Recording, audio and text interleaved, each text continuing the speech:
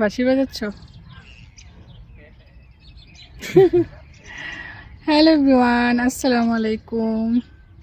তো আজকে আমরা লেকের পাশে আসছি, আর ওয়েদারটা মানে একদম কুয়াশা। বাংলাদেশের শীতকালে যেমন কুয়াশা দেখা যায়, দেখেন পেছনটা খেয়াল করলে দেখতে পাবেন। সামনেও লেকটা দেখাচ্ছি, যে দূর থেকে আমরা লেকই দেখতে পাচ্ছিলাম না। তো আপনাদের ভাইয়াকে হাঁটতে নিয়ে আসছি।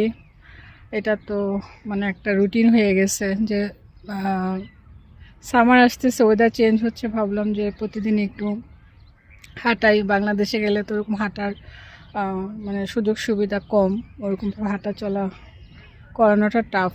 সেই কারণে বের হলাম। এই 5-10 মিনিটের মধ্যে দেখতেছি ওয়েদার চেঞ্জ। মানে এই কানাডার ওয়েদারটা আমি আর এখনও বলতে পারি না, যে এই দেখলাম সূর্য, এই ঝিরঝির বৃষ্টি, আর এখন যে আস্তে আস্তে এমন কুয়াশা হয়েছে যে আমরা এই 5 থেকে 10 মিনিট লাগলো হেঁটে আসতে। এই আসার মধ্যে দেখলাম যে একদম মেঘলা দেখা যাচ্ছে। এই যে সামনে লেকটা দেখাচ্ছে আপনাদেরকে, যে দেখেন কেমন ঘোলাটে লাগতেছে। এর আগেও তো আমি আপনাদের সঙ্গে শেয়ার করছি, মানে এত সুন্দর ক্লিয়ার ছিল। আজকে দেখেন কি অবস্থা। এই যে দূরের এই যে বাড়িঘরগুলো দেখা যাচ্ছে না। তারপর এই লেকে কিন্তু অনেক হাঁস দেখা যায়, আজকে কিছুই দেখা যাচ্ছে না, ঘোলাটে। যে সামনে যে একটা লেক, এটা কে বলবে? দেখেন অন্ধকার দেখা যাচ্ছে। তো এরকম অনেকেই আসে, হাঁটতে আসে, বাচ্চাদেরকে নিয়ে আসে। তারপর এখানে তো বেশিরভাগ বাসায় তাদের কুকুর থাকে, 2-1টা করে কুকুর ওরা পোষে। তো ওদেরকে আবার মানে টাইমলি ওদেরকে বের করতে হবে। মানে কুকুরগুলাকে নিয়ে আসে খেলা করানোর জন্য, হাঁটাবে। মানে একটা বাচ্চাকে যেভাবে মেনটেন করে, এর চেয়ে বেশি মানে সুন্দরভাবে ওরা এই কুকুরকে যত্ন করে। তা আমাদের দেশে কুকুরের কোনো মূল্য নাই। এই কানাডা এসে দেখি যে কুকুরের যে কী মূল্য। মানে ওরা এত ভালোবাসে যে মানুষের চেয়েও এই পশু পাখিকে বেশি মানে ভালোবাসা দেয়।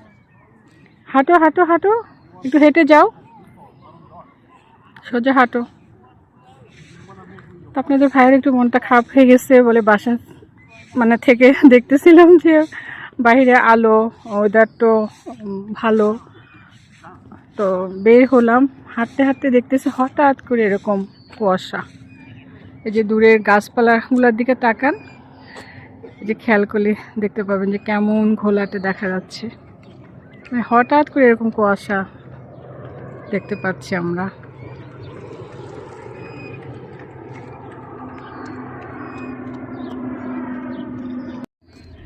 এই গত 6-7 মাস বাসায় থেকে মানে বড়রা মানে কি প্যাট ফিল করবে, বাচ্চারা এতটাই মানে বোর হয়ে গেছে ঠান্ডা দেখতে দেখতে, ছোটো বড়ো সবাই। তো সেই কারণে একটু ওয়েদারটা যখন চেঞ্জ দেখে সবাই চলে আসে। মানে যারা ফ্রি থাকে, যারা জব করে তারা তো থাকে, যারা বাসায় থাকে, যাদের মানে ডিউটি থাকে না, ফ্রি থাকে, হ্যাঁ আসতেছে, তারা বাচ্চাদেরকে নিয়ে পার্কে চলে আসছে। মানে যখন যে সুযোগ পায় এই সামারটাকে একদমই মিস করে না। মানে ওরা এই পানি, গতকাল রাতে বৃষ্টি হয়েছিল, দেখেন সুন্দর সামার চলে আসতেছে। তো আমরা কতদিন থাকবো এখনো বুঝতে পারতেছি না। আর দেখেন গাছের পাতা চলে আসছে, এই যে ড্রাই শুকনো পাতাগুলো, এই যে দেখেন কত সুন্দর, অলরেডি পাতা আসা শুরু করে দিচ্ছে। এখনই দেখেন কত সুন্দর দেখা যাচ্ছে। আর পুরো গাছটা যখন পাতায় ভরপুর হবে তখন কিন্তু অনেক সুন্দর লাগবে। যে সামনের গাছগুলোর মতো কিন্তু এই গাছটাও ছিল। তো লেকের পাশে এই গাছগুলো একদম মানে গ্রিন দেখা যাবে, তখন যে কত সুন্দর লাগে। মানে এর আগে তো আমি সামারে এসেছিলাম, সেই কারণে আমি দেখেছি, বলতে পারছি যে এটার পরিবর্তনটা যে মানে এতটাই ভিন্ন হবে যে আকাশ আর পাতাল বলা চলে। যে এখন তো মনে হচ্ছে যে আমাদের দেশে যে লাকড়ির মতো হয়ে গেছে, তাই না? এই গাছগুলি আবার সতেজ হয়ে একদম গ্রিন হয়ে এত সুন্দর আকার ধারণ করবে যে না দেখলে আসলে বোঝা যায় না। তো এখন পাতা আসা স্টার্ট হয়ে গেছে।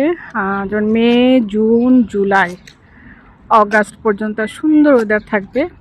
তারপর আবার সেপ্টেম্বর থেকে আস্তে আস্তে পাতা মানে ঝরতে থাকবে। এর আগে কালার চেঞ্জ হবে, মানে এর আগে কি সেপ্টেম্বরে কালার চেঞ্জ হবে, তারপর একটা কালারফুল কানাডা হবে, তারপর এই কিছুদিন পর পাতা ঝরতে থাকবে।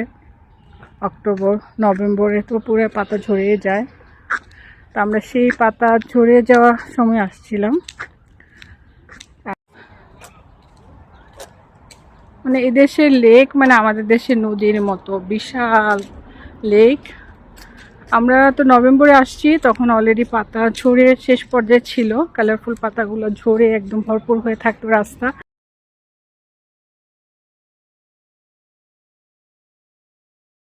লেকের পাশের এই শুকনা কাঠের মতো গাছগুলো পাতায় ভরপুর হয়ে যাবে। এই যে পাশের গাছটা যেমন গ্রিন সুন্দর দেখা যাচ্ছে, এটা তো আরও অপরূপ সৌন্দর্যের আকৃতি নেবে।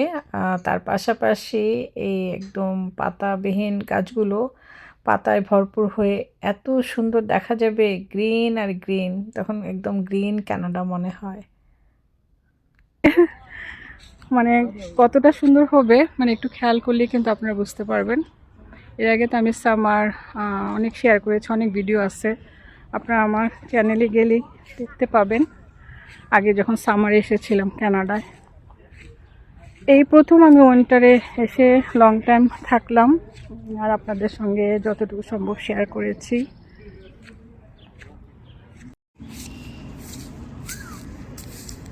এই তো ঘুরে ঘুরে দেখি, মাঝে মাঝে বের হই, অনেক ভালো লাগে। মানে তারপর কিছু দূর পর পর এরকম সুন্দর বসার বেঞ্চ আছে, আপনি বসে ইচ্ছা করলে রেস্ট নিতে পারবেন।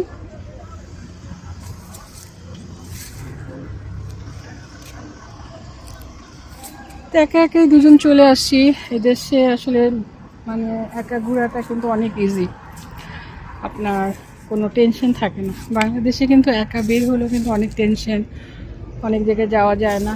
এখানে আপনি স্বাধীন করে ঘুরে বেড়াবেন, অনেক ভালো লাগে। তো এই কারণে এই দেশটা বেশি ভালো লাগে, যেটা বাংলাদেশে গেলে আমরা অনেক মিস করি। এত সুন্দর ওয়েদার তো আর পাওয়া যায় না বাংলাদেশে, সে কারণে আসলে এখানে ভালো লাগে। যার যার মতো ঘুরে বেড়াচ্ছে, কেউ সাইকেল চালাচ্ছে, কেউ জগিং করছে, মানে অন্যরকম একটা ভালো লাগে আসলে। মনটা খারাপ লাগলো, একটু বের হয়ে ঘুরে আবার বাসায় গেলাম, মনটা একটু ফ্রেশ হয়ে গেল। সেটা কিন্তু বাংলাদেশে সম্ভব না। আর বিশেষ করে বাংলাদেশে ওয়েদারের কারণে এত খারাপ লাগে যে এটা মানে আমি ভাষায় প্রকাশ করতে পারবো না। বিশেষ করে আমার অনেক কষ্ট হয় বাংলাদেশে গরমকালে। এখন বাংলাদেশে যাব, পুরো গরমটাই মানে আমাদেরকে কষ্ট করতে হবে, গরম পুরো গরমটা থাকবে আর কি। প্রতিবার তো সামারে কানাডায় আসি।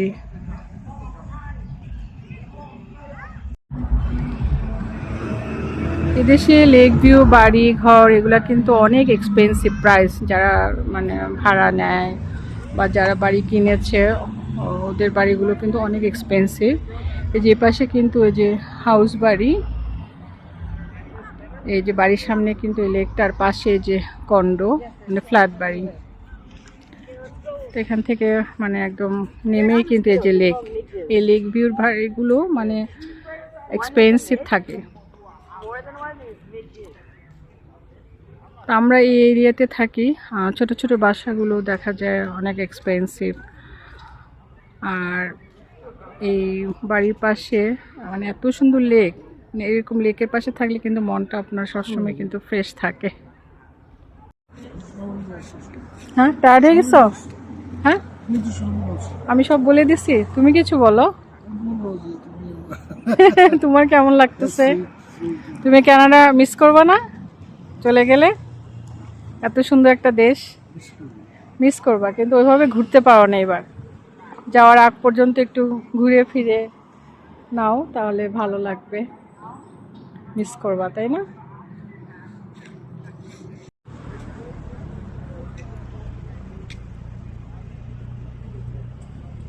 আস্তে আস্তে যে বিকেল হয়ে আসতেছে আর লোকজন দেখা পাওয়া যাচ্ছে।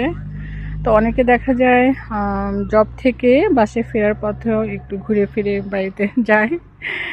ওরা মানে সামার স্টার্টিং থেকে শেষ পর্যন্ত একটা দিনও মিস করতে চায় না। ওরা অনেক এনজয় করে সামারে, কারণ উইন্টারটা লং টাইম থাকে তো একদম সবাই মানে বিরক্ত হয়ে যায়।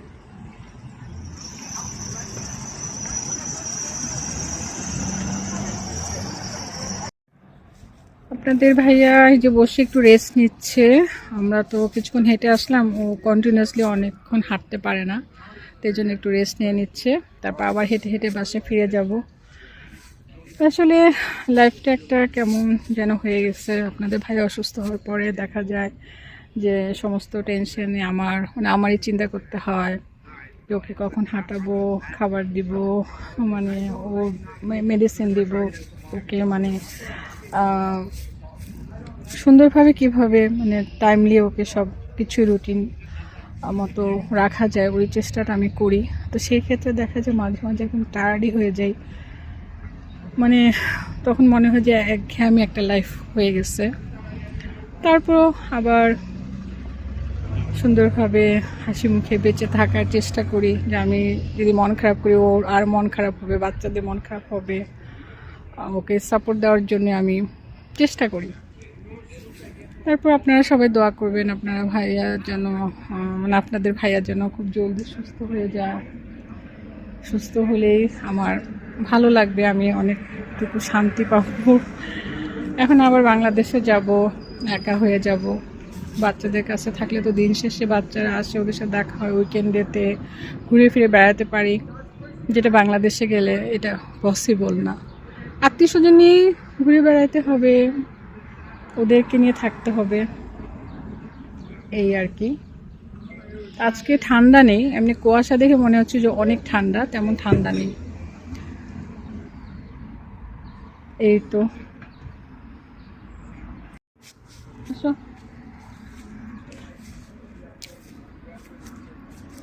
ওদিকে যাওয়ার দরকার নেই, আস্তে আস্তে বাসার দিকে যাই। অনেক দূর চলে আসছি হাঁটতে হাঁটতে, এখন আবার হেঁটে হেঁটে বাসায় যেতে হবে।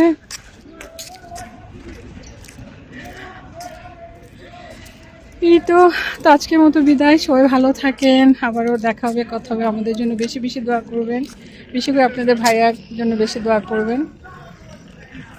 সবাইকে বাই বলো তো, বাই বাই। আল্লাহ হাফেজ।